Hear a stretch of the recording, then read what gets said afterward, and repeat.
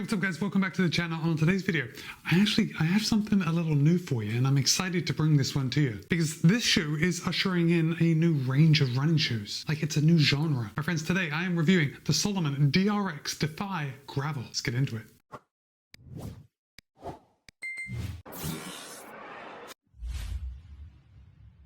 Alright guys, thanks for sitting through that intro. Okay, first of all, Salomon was good enough to send me this pair of the DRX Defy Gravel for the purpose of review. However, they haven't told me what to say. They don't have any editorial privileges, and all the thoughts and opinions are my own. With that said, you're going to be able to pick up a pair of the Salomon DRX Defy Gravel for only $140. And the price is right. So you're probably wondering, what is it? But if you were listening and you heard the name, what it is described in the name. Guys, it's a gravel shoe. But it's not only a gravel shoe, and I think that is what I'm most excited about. Now, if you've been watching me for a while, you know that I do love a good road to trail shoe. Like, I like shoes that can do it all. And I'll come around and tell you that the Salomon DRX Defy Gravel is one of those shoes. At least it covers a lot of ground. No pun intended, but that was pretty good. Now, the Salomon DRX Defy Gravel is part of the DRX series. You may remember, like, back in the day, I reviewed the Salomon DRX Bliss, and actually I wasn't a fan. But clearly, Salomon has listened to some feedback and they've made some changes because this is not the same shoe. Now, it looks very much the same. See this here? This is the active chassis. This is what gives a little stability to this shoe. So this is a mild stability trainer, or it is a daily trainer that provides more stability than a neutral trainer. And that's partially due to this active chassis bit right here. And basically, we've got higher sidewalls that just kind of hold your foot in place. All right, but we'll get more into that when we talk about the ride. Now, the Salomon DRX Defy Gravel has 34 in the heel, 26 in the forefoot for an 8mm drop. Guys, it is surprisingly light. Now, Salomon claims that in a US men's size 9, it'll tip the scale at 8.43 ounces or 239 grams, but in my size, a US men's size 12.5, it tips the scale at 10.2 ounces or 290 grams. And I say it every time I get a shoe that's under 300 grams in my size, but I do like a shoe that's under 300 grams in my size. Now, you've probably heard that I am wearing a US men's size 12.5, and at this point, it seems that I'm going to 12.5 in more and more shoes, but still, the majority I wear a US men's size 13, and I have found that I need to go down that half a size in Salomon because it's just a little long. So if you have worn Salomon shoes in the past, I'm going to say this is true to size. Otherwise, you may find it just a little long and you have to back off half a size like I did. Now, what Salomon has improved over the years is that they're not making their shoes so narrow. Like, they used to make them really narrow. And I think that I have narrow feet, and yet in the past, years ago, there were times when I couldn't wear Salomon shoes because they were just too narrow for my feet. That has changed. We now have a lot more room.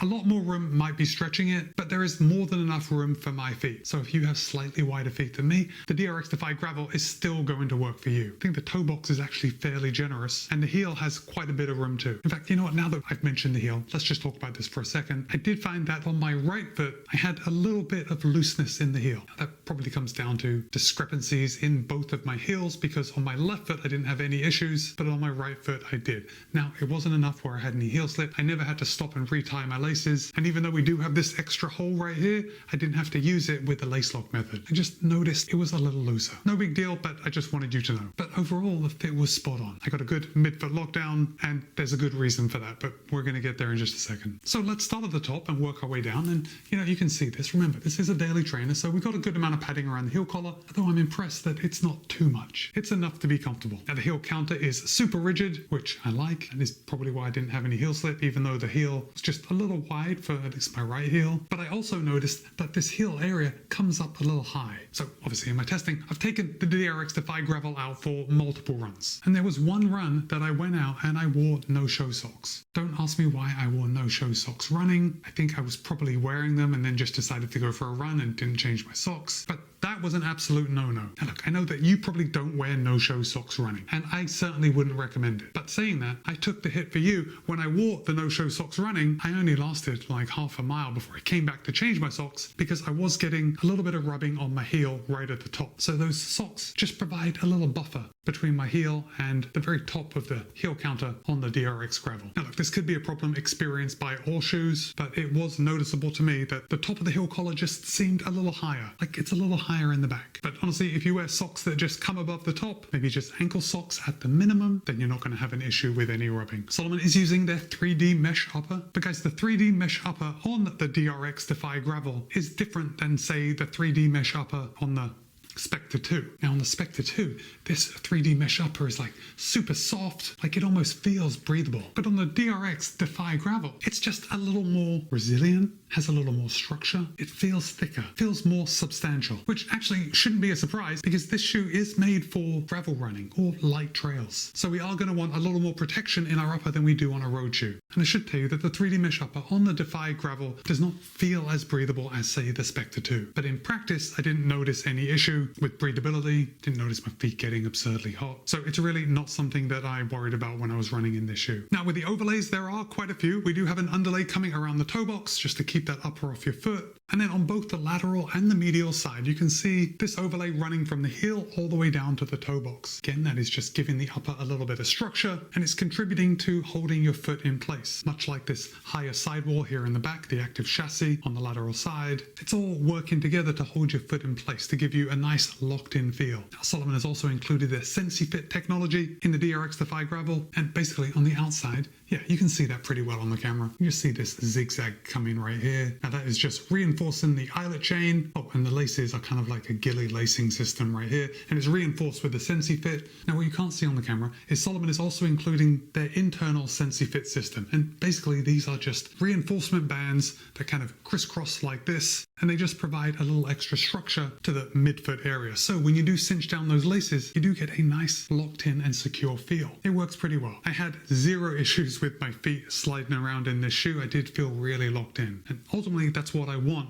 especially in a trail shoe. Now the tongue on the DRX Defy Gravel is not gusseted, but we do have a big lace loop on the front. And if I hold this up, you can see Salomon is using almost like a very wide weave fishnet, which I actually like, but the tongue itself, it's like it's padded, but it's not padded enough. And it feels a little loose when I'm touching it like this. Gotta say, I'm not overly impressed with the tongue, but I also have to be totally upfront with you and that I'm just not impressed with the tongue to touch it. Some of you may be wondering, Matt, like, what kind of tongue are you impressed when you touch? And I don't have an answer for that right now, but I do know that I'm just not a fan of touching this tongue. However, in practice, when my foot goes into the shoe, I lock it down and I go for a run, I don't think twice about the tongue, okay? There was no tongue migration. The laces and the lace loop hold it in place. I didn't have any lace bite, just, I don't know.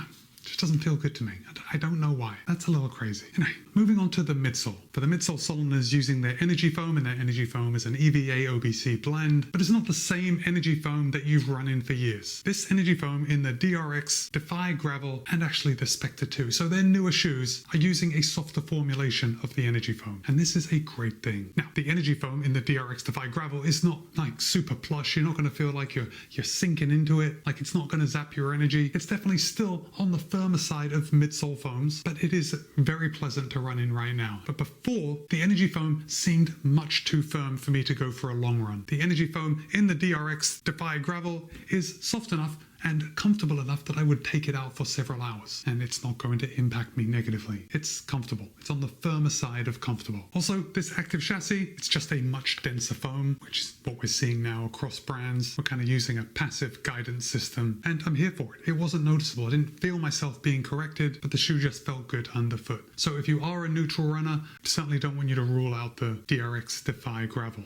Now, I've kept saying the whole name because now I want to come down to the outsole. You can see we got a good coverage of outsole rubber here. And this outsole rubber, this is the difference between the DRX Defy Gravel and the DRX Defy. Now, the DRX Defy is the exact same shoe, but we just have a flat rubber outsole. The DRX Defy Gravel has the same rubber compound, it's road contour grip, but we've got these little lugs. I'd say they're 2 to 3 millimeters in depth, maybe 2.5 millimeters. Let's just split the difference. And they're in like a chevron pattern, almost like the tire tread pattern on a gravel bike. I didn't come up with that. That's exactly what it's styled on. Okay, but what I think is the genius of the DRX Defy Gravel is that the road contour grip is a road rubber compound. So you know how sometimes when you run on the roads in a trail shoe, it gets a little clickety-clackety, like you sound like a horse running down the road in some trail shoes because that rubber compound is just a little firmer. Well, the road contour grip is a road compound, so it feels like you're running in a road shoe. There's no clickety-clackety when you're running on the roads. Only now with these chevron lugs built into this road contour grip outsole,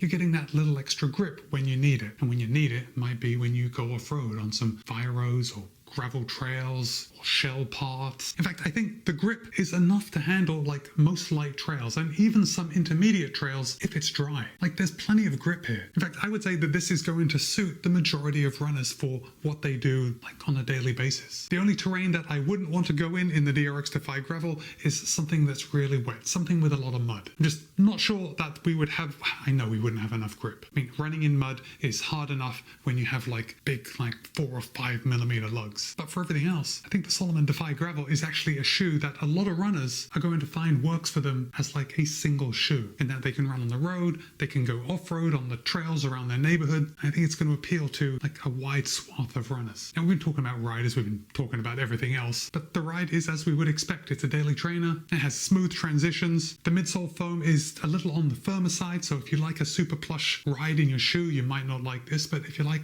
a little more feel, a little more road feel, I think you're really going to enjoy running in the DRX Defy Gravel. Oh, one more thing.